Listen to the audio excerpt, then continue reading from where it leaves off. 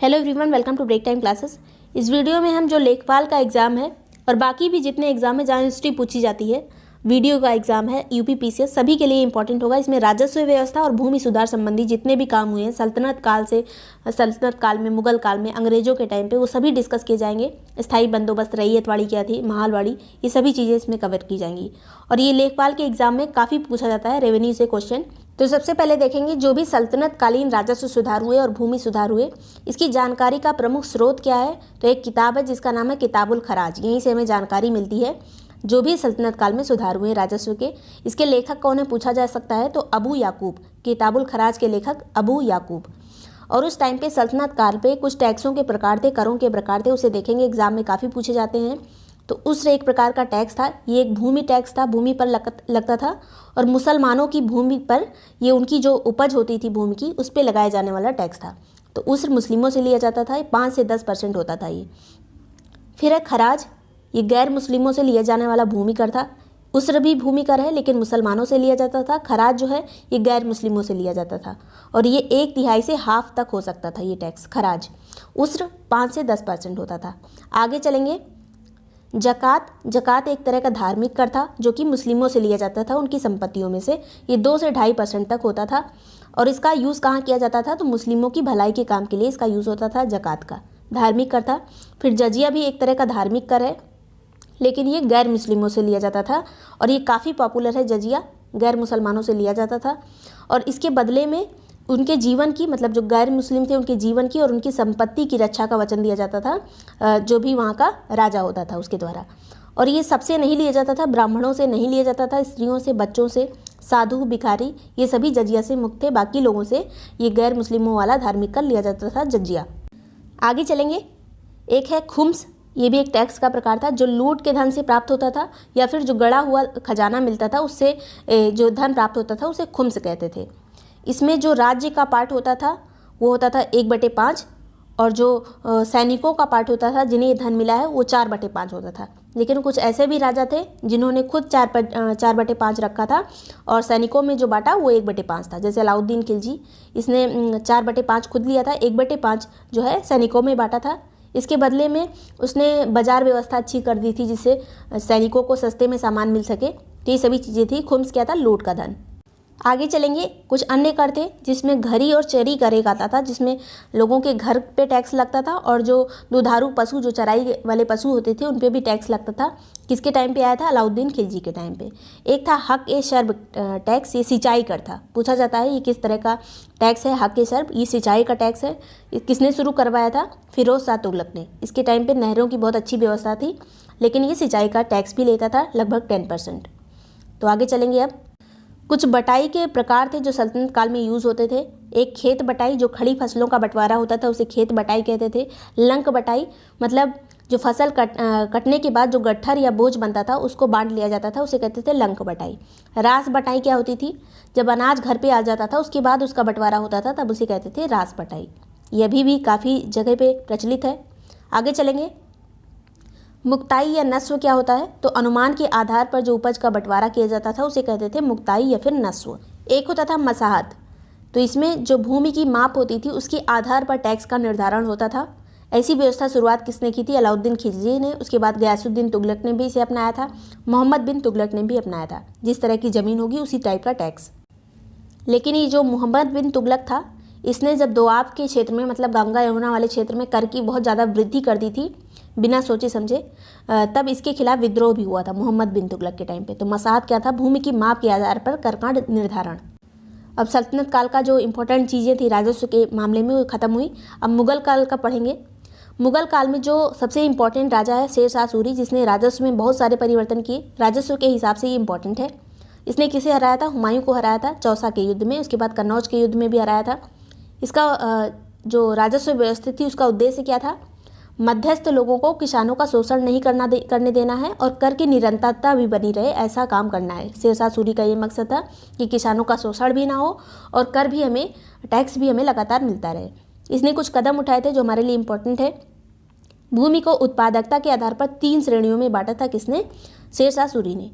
एक उत्तम, एक मध्यम, एक निम्न। उसी आधार पर कर का निर्धारण होगा। राजस्व की दर लगभग कितना था, 1/3 भाग, उपज का 1/3 भाग टैक्स लेता था। इसके अलावा जब्ती प्रथा का शुरुआत किसने किया था? जब्ती प्रथा की शेरशाह सूरी ने। जब्ती प्रथा पूछी जाती है, किसने शुरुआत की? शेरशाह सूरी ने। बाद में अकबर ने इसमें कुछ परिवर्तन किए थे। भूमि माप के क्रम में इसने 2 तरह के कर लिए थे। एक था जरीवाना कर, जिसे किस लिए लिया जाता था? सर्वेक्षण शुल्क के रूप में लिया जाता था। जो सर्वेक्षण करवाता था उसके लिए भी एक टैक्स लेता था, जरीवाना। और एक कर संग्रह शुल्क भी लिया जाता था, जिसे कहते थे महासिलाना। महासिलाना और जरीवाना किसके द्वारा लिया जाने वाला टैक्स है? शेरशाह सूरी के द्वारा। और इसके अलावा ब्याज अदायगी के लिए उसने पट्टा और कबूलियत की प्रथा भी शुरू करवाई थी। पट्टा और कबूलियत किसने शुरू करवाया था? शेरशाह सूरी ने। राजस्व अदायगी जो होती थी, जो कर दिया जाता था टैक्स, वो नगद के रूप में भी दिया जा सकता था और अनाज के रूप में भी। तो ये चीज़ें थी शेरशाह सूरी के टाइम पे। बाद में अकबर ने इसमें थोड़े सुधार किए थे। जब्ती प्रथा जो इसकी थी उसमें, और जो बाकी प्रथाएं थी राजस्व वाली, उसमें कुछ सुधार किए और अंतिम रूप उसको दिया किसने? अकबर ने। नेक्स्ट है, तो ये मुगल काल में जो 2 इम्पोर्टेंट राजा हैं, और जो राजस्व में सबसे ज़्यादा जिनका योगदान है वो है शेरशाह सूरी और अकबर। मुगल काल में भूमि के प्रकार क्या क्या थे? एग्जाम में पूछा जाता है। तो पोलज किसे कहते थे? जिस भूमि पर प्रतिवर्ष खेती होती थी उसे कहते थे पोलज। पर्ती किसे कहते थे? 1 या 2 वर्ष के अंतराल पर जिसमें खेती हो उसे पर्ती कहते थे। फिर चाचर किसे कहते हैं? तो 3 से 4 वर्ष के अंतराल पर अगर किसी खेत में खेती हो तब उस भूमि को चाचर बोलेंगे। बंजर किसे कहते हैं? तो जो भूमि खेती के लिए अनुपयुक्त होती है, वहाँ पे कोई भी खेती पैदावार नहीं होती, तो उसे बंजर कहते हैं। यह भी प्रचलित है मुगल काल से। एक टोडरमल बंदोबस्त आया था जो 10 साल के लिए कर निर्धारित किया गया था। किसके टाइम पे? अकबर के टाइम पे। ये चीज़ें इंपॉर्टेंट हैं। आगे चलेंगे, अब देखेंगे अंग्रेज़ों की भूमि कर व्यवस्था। सबसे ज़्यादा इंपॉर्टेंट यही है। जो तीनों बंदोबस्त आए थे वो हमारे लिए सबसे ज़्यादा इंपॉर्टेंट है। तो अंग्रेज़ों का जो राजस्व लेने का मुख्य स्रोत था वो भूमि था। भूमि से कर लेते थे और इनका मूल उद्देश्य रहता था पैसा कमाना। 1765 में 1765 में ब्रिटिश ईस्ट इंडिया कंपनी ने बंगाल और बिहार पे राजस्व का कब्जा कर लिया। लेकिन शुरुआत में नवाब के जो प्रतिनिधि होते थे टैक्स वही लेते थे। बस टैक्स जाता किसके पास था? तो ये टैक्स जाता था अंग्रेज़ों के पास, ईस्ट इंडिया कंपनी के पास। इनका मूल उद्देश्य क्या होता था? मुख्य उद्देश्य अधिक से अधिक राजस्व कमाना, चाहे खेती में पैदावार हो या फिर नहीं, राजस्व कमाना मूल उद्देश्य था। भू राजस्व की वसूली जो है ज़्यादा बोली लगाने वाले के पास रहती थी। मतलब जो ज़्यादा बोली लगाएगा, टैक्स वसूली का काम वही करेगा, उसी के पास अधिकार होगा। कृषि उत्पादन घट गया था, मानवीय अकाल की स्थिति आ गई थी। उसके बाद कुछ नीतियाँ बनी भू राजस्व की जो हमारे लिए इंपॉर्टेंट है। सबसे पहले स्थायी बंदोबस्त, इसी को जमींदारी व्यवस्था कहते हैं, इसी को स्तंभरारी व्यवस्था भी कहते हैं। तो तीनों नाम एक ही हैं। सबसे पहले 1789 में 1789 में एक कार्यकारी गवर्नर था सर जॉन शोर। इसने 10 साल के लिए ये बंदोबस्त लागू किया था, जमींदारी व्यवस्था लागू की थी सबसे पहले 10 साल के लिए। किसने? सर जॉन शोर ने। उसके बाद 1793 में 1793 में कॉर्नवालिस ने, जो लॉर्ड कॉर्नवालिस था, उसने इसे स्थायी कर दिया। तब इसे स्थायी बंदोबस्त कहा जाने लगा। तो स्थायी बंदोबस्त कब आया था? 1793 में। और ये बंदोबस्त जो जमींदारी व्यवस्था लागू कब हुई थी? जो 10 साल के लिए हुई थी वो 1789 में हुई थी। और ये जो व्यवस्था लागू हुई, जितना भी ब्रिटिश भाग था उसके 19% भूभाग पर लागू थी। 19%, ये इंपॉर्टेंट है। किस किस भाग में लागू थी? तो बंगाल के कुछ भाग में, बिहार में, उड़ीसा में, उत्तर प्रदेश के बनारस में, ये इंपॉर्टेंट है हमारे लिए, और उत्तरी कर्नाटक के कुछ क्षेत्र में ये लागू थी स्थायी बंदोबस्त। और इसमें भूमि का मालिक कौन होता था? तो जमींदार भूमि का मालिक होता था। वो चाहता तो ज़मीन बेच देता या रखे रहता और दान कर सकता था ज़मीन को। तो ये सभी अधिकार जमींदार के पास थे। सरकार का एजेंट यही जमींदार होता था। इस व्यवस्था में एक फ़ायदा हुआ अंग्रेज़ों को कि जो जमींदारी व्यवस्था थी, जमींदार सभी अंग्रेज़ों की तरफ हो गए, अंग्रेज़ों के कहने पे चलने लगे, सब चीज़ें उसकी मानते थे, एक बफर के रूप में काम करते थे बाकी जनता और अंग्रेज़ों के बीच में। आगे चलेंगे। स्थायित्व का जो अधिकार था वो वंशानुगत और हस्तांतरणीय था। मतलब जो जमींदार रहता उसकी आगे की पीढ़ी भी जमींदारी का काम करती थी। और जो इसमें टैक्स लिया जाता था उसका 10/11, मतलब जो 11 भाग में से 10 भाग राज्य को प्राप्त होता था, अंग्रेज़ों को ईस्ट इंडिया कंपनी को मिलता था। मतलब 89% भाग राज्य का रहता था और 11% भाग जमींदारों का रहता था। 1/11 लिखा हुआ ऑप्शन में या फिर 11% लिखा होगा, तो इतना भाग जमींदारों का रहता था। तो ये इसका टैक्स का सिस्टम था। इसमें एक सूर्यास्त का नियम कहा जाता है। सूर्यास्त का नियम क्या था कि एक नियत तारीख होती थी, एक निश्चित तारीख, उसी पे ज़मींदारों को ले जाके टैक्स सबमिट करना होता था जितना भी उन्होंने इकट्ठा किया होता था। अगर उस टाइम पे मतलब सूर्यास्त के जिस दिन लास्ट डेट रहती थी उसमें सूर्यास्त के पहले अगर वो नहीं जमा करते थे तो उनकी ज़मींदारी नीलाम हो जाती थी। इसी को कहते थे सूर्यास्त का नियम। तो ये एक तरह से जब टैक्स नहीं जमा कर पाते थे ज़मींदार तो नीलामी हो जाती थी, तो जिसका ज़मीन नीलाम हुई रहती थी वो अंग्रेज़ का विरोधी हो जाता था। इस स्थायी बंदोबस्त के कुछ सकारात्मक पहलू भी थे, कुछ नकारात्मक पहलू भी थे। तो सकारात्मक में ये देख सकते हैं कि सरकार की आय निश्चित हो गई थी, ये अंग्रेज़ों के लिए अच्छी बात थी।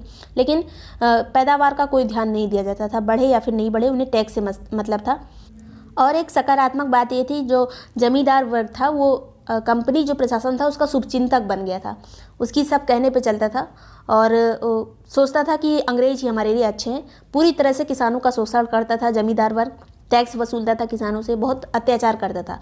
तभी किसान विद्रोही हो गए थे बाद में, और ये एक नकारात्मक रूप से सिद्ध हुआ। मतलब कृषि की बिल्कुल भी बढ़ोतरी नहीं हो रही थी, सारा धन जमींदारों के पास रहता था, बाकी जनता के पास बहुत कम धन रहता था, कृषि उपज कम हो रही थी, धीरे धीरे राजस्व भी बाद में कम होने लगा। तो ये सभी चीज़ें थी इसकी नकारात्मकता में। अब आगे देखेंगे रैयतवाड़ी व्यवस्था। रैयतवाड़ी व्यवस्था किसने शुरू की? थॉमस मुनरो और कैप्टन रीड के द्वारा सबसे पहले 1792 में, 1792 में। सबसे पहले ये कहाँ पे प्रयोग के रूप में लागू की गई? तमिलनाडु के बारामहल जिले में। एग्जाम में पूछा जाता है कहाँ पे सबसे पहले रैयतवाड़ी लागू हुई? बारामहल जिले, तमिलनाडु में। और इसमें जो भूमि का स्वामी होता था वो किसान होता था। अभी तक जमींदार था स्थायी बंदोबस्त में, इसमें भूमि का स्वामी किसान होगा। गिरवी, वो अपनी ज़मीन को गिरवी रख सकता है, बेचने की अनुमति थी उसे।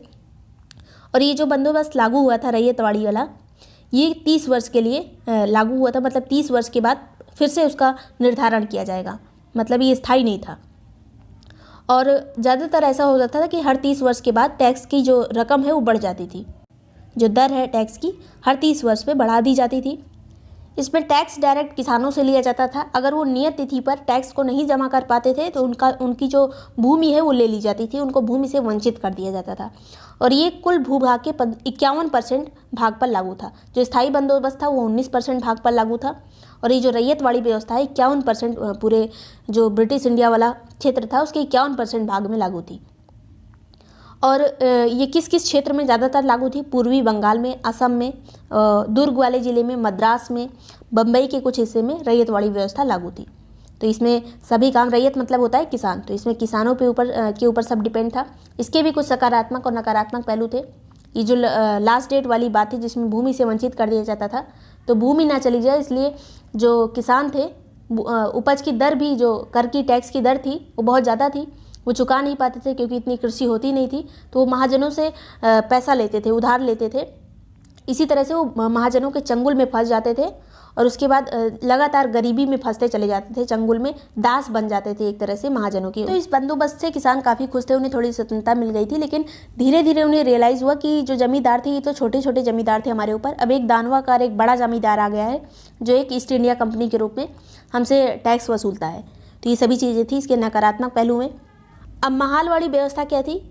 तो इसमें जो टैक्स लिया जाता था वो व्यक्तिगत रूप से नहीं लिया जाता था जमींदारों से या फिर किसानों से। ये एक महाल या फिर गांव, पूरे गांव को एक साथ टैक्स लिया जाता था पूरे गांव से। तो इससे जो ईस्ट इंडिया कंपनी थी उसका टाइम बचता था।